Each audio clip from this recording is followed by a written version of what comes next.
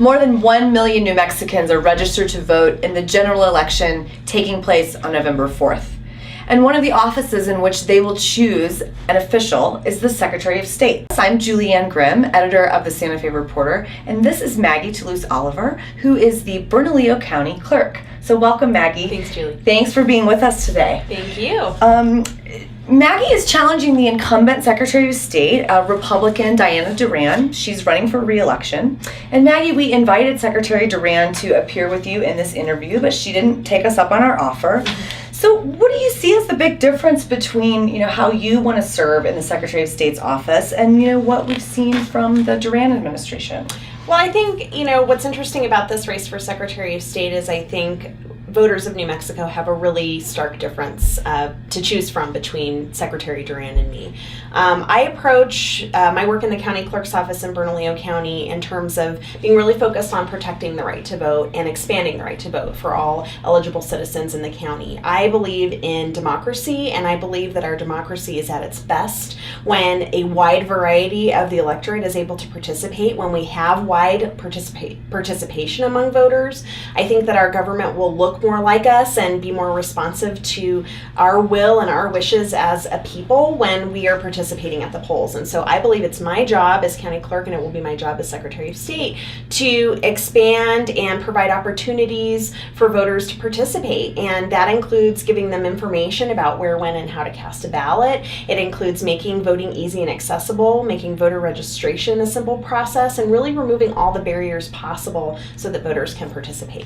Are there any things that Secretary Duran, any decisions that she's made during her 4 years in office that you disagree with, or that you would make a different decision about? Oh, definitely. I think sort of right off the bat, Secretary Duran started taking the approach of being really focused on casting aspersions on the process and trying to remove people from the voting rolls. She was very focused on this red herring of voter fraud, trying to argue that a lot of people are trying to impersonate other people at the polls. And she sent a list of 64,000 names of New Mexican citizens to the state police to be investigated, trying to argue that they were improperly or illegally on the voter rolls. And she used taxpayer resources to do that. So I think sort of right off the bat, she sort of set a tone for her administration as one of restrictive, trying to make it harder for people to vote, taking people off the rolls, using our criminal law enforcement resources here in the state to try and pursue this, this avenue toward, making it harder for people to vote. And I just, again, I sort of see that as being really the opposite direction we need to be heading. We need to be heading in a direction of encouraging and fostering participation. That's just one of many, getting rid of the straight party ballot option on our ballots, getting rid of the League of Women Voter Guides, the nonpartisan League of Women Voter Guides from our early voting locations. There's just been a series of decisions she's made that have basically served to restrict information or restrict voters from participating in the process. We have heard quite a bit about voter fraud in this campaign. And, as a journalist who's covered a lot of elections, I do feel like the bigger hurdle to democracy is the idea that people don't vote, that people who are registered to vote don't, and that even people who are eligible to register don't register. So can you talk about some specifics? How are you going to work for a more engaged electorate? Well, I think first and foremost, it's really important, again, as I alluded to previously, to eliminate the barriers to participation as much as that's possible. So I want to see full online voter registration implemented in New Mexico. It's kind of funny that my opponent is taking a lot of credit for online voter registration. Well, first and foremost, we don't have online voter registration yet in New Mexico.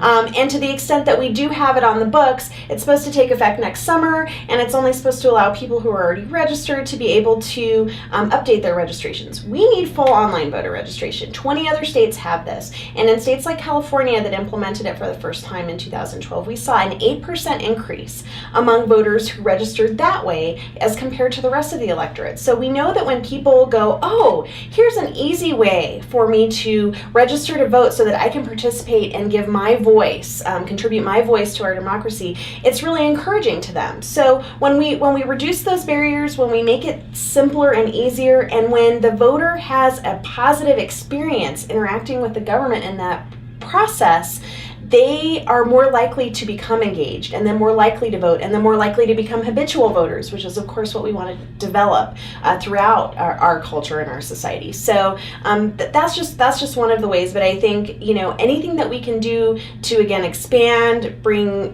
voting opportunities to the more rural parts of the state, make it easier, make it more convenient for voters to participate, those are the things that will help stimulate that participation. Are we looking at any are you interested in any changes to, the way we vote? Would you like to see, mail ballots? Or I know you've also talked on the campaign trail about sending information to all the registered voters in your county.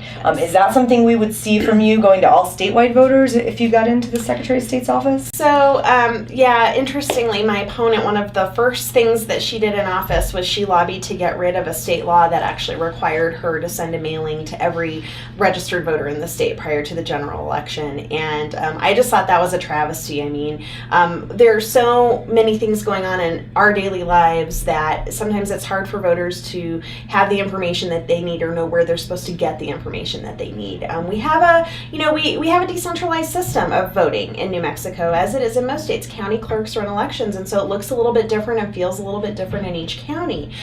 So I would definitely lobby to restore that, and barring a requirement in the law, I would readjust the budget priorities to make sure that every voter gets a letter like the voters in my county do. And to your question about, how we vote, I mean, again, I think it's really important to take the needs of each community into consideration. In my county, where we're doing vote centers on Election Day, that's a major change that we've implemented for the better. Because voters in Bernalillo County are mobile, and they're working people, and they're moms, and they're, taking care of family, and there's not always an ability to be in an exact certain location at an exact certain time on Election Day to vote. So voting convenience centers on Election Day and the widespread early voting that we've implemented have really helped, and I'd like to see more of that statewide. Potentially we could move to maybe an all-mail form of voting, which they're doing in states like Oregon and Washington. But I think, we have a little bit of work to do on our voter database first. But I think, I think there are definitely ways that we could continue to work towards making it, again, more convenient for voters to participate. Moving away from voting, but still in the election sphere, of course, because that's the Secretary of State's big duty, I want to talk a little bit about campaign finance reports. Those are online, the new ones are online, but we've discovered that if you try to go back in time a little ways, it's difficult to find, previous filings. And so when you're trying to compare maybe who helped a candidate last time around and who helped now, it's a little difficult right now. The other thing that is missing from the Secretary of State's webpage right now are the financial disclosures that elected officials like our state legislators fill out to tell voters, hey, I'm involved with this business, or these are my friends who also have state contracts. So can you talk a little bit about what your level of commitment would be to making records available online, into the future and in the past? Well, first of all, let me just say that I'm fully committed to that. I think transparency is an absolute cornerstone of our democracy. I think for voters to be able to understand the interests that are invested in these candidates, both when they're running for office and then after they come into office, I think, the only way for us as a citizenry to really understand that is to be able to have access to that information, and easy access to that information. Before the internet, there wasn't really a way to do that, but now that we have the internet, it's such a cheap and easy way to make this information available. So yes, we need to have the financial disclosures available online. That's a no-brainer as far as I'm concerned. There's a lot of work that needs to be done on the Campaign Finance Information System website, and the archival piece is one piece that has driven me nuts for years. I can't even go back and find some of my archival data from that I submitted, in early races for county clerk. There's not a lot of, one thing that it's missing is a lot of cross-tabbing, cross-matching, so that you can go in and see, these individuals, or, and identify patterns, and sort of develop, see sort of which types of candidates across the board people are voting for. And then just the base functionality of the system is a problem. I just tried to upload my finance report for the last report, and despite the best efforts of my treasurer all day long, could not get it uploaded.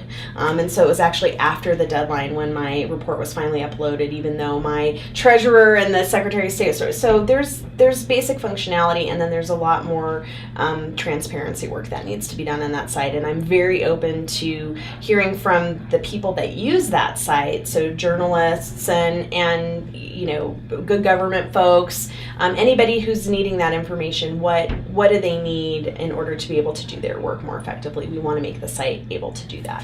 Okay. Well, do you think this race is going to be a close one?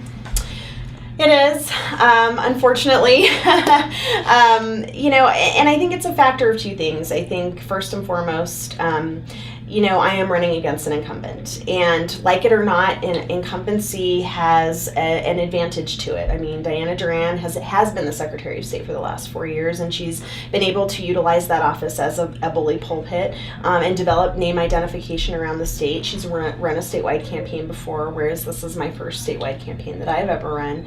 However, I think that I have a strong reputation for doing good work in Bernalillo County. I think that reputation actually does precede me around the state, because I think people are aware of Bernalillo County and the challenges that experienced in the past, and the good work that we've done there. And we're also just facing a year that voters are very dismayed. Voters are feeling a little bit apathetic, and there's a perception that we're going to experience low voter turnout, statewide this year. And I think that that's probably true relative, especially to presidential election years. But I'm more optimistic about what the turnout is going to look like than I think a lot of the talking heads or pundits out there. And that being said, Democratic candidates tend to have to work a little harder here in New Mexico in those types of years. And so I'm working extremely hard. I'm not taking any vote in the state for granted. I'm traveling the state. I'm raising all the dollars that I need to raise to get my message out statewide. Unfortunately, I wish we were under a publicly financed system. So I wish I didn't have to do that part. But so I think it's going to be a close race, but it's very competitive, and I personally feel good about my prospects. Okay, great. Well, thank you. The election, again, takes place on November 4th, but you can also vote early, so check in with your county clerk.